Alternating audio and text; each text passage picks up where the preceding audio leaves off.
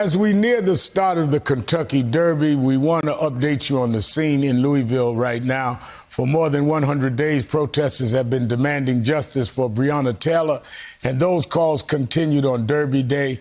Militia members, some heavily armed, have been holding counter-protests of their own. We are keeping an eye on the situation as the evening continues.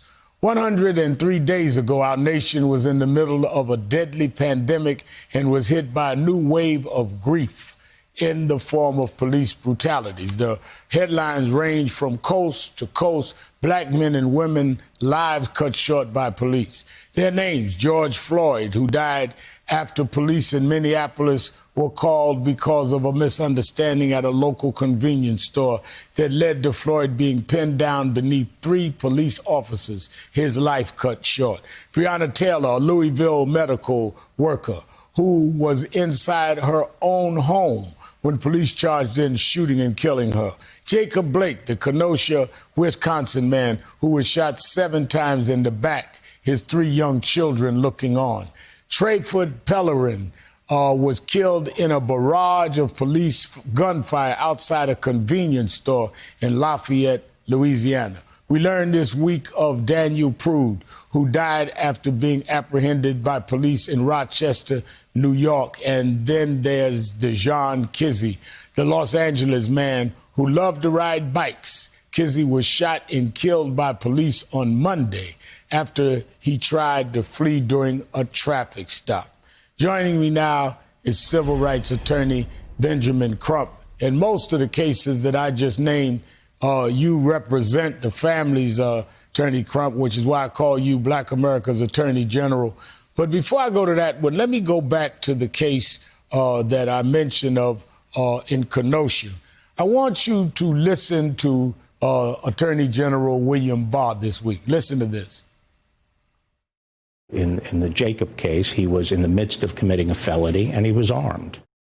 Now, how are we in the public supposed to feel that the federal government is aiding an objective investigation if the Attorney General has just said that the one shot in the back was committing a felony, which to my knowledge, no one has established as a fact, and that he was armed, and I didn't see any knife, gun, anything in the video that clearly showed him going around the car and was shot in the back 7 times.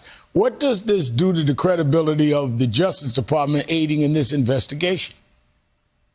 Well, Reverend Al, it does what Jacob Blake Sr., his father, who you know very well, says that he tries to justify is grossly misinformed. There is no time when Jacob Blake Jr. ever puts those officers in a life or death situation, as Attorney General Barr tries to say.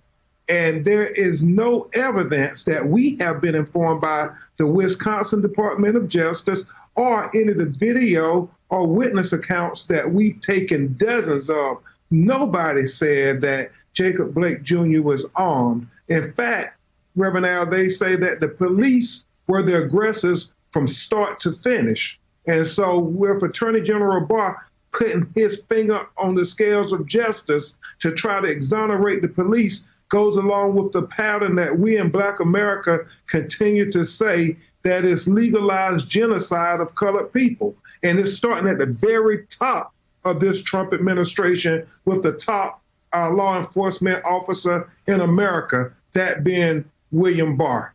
Hey there, I'm Chris Hayes from MSNBC. Thanks for watching MSNBC on YouTube. If you want to keep up to date with the videos we're putting out, you can click subscribe just below me or click over on this list to see lots of other great videos.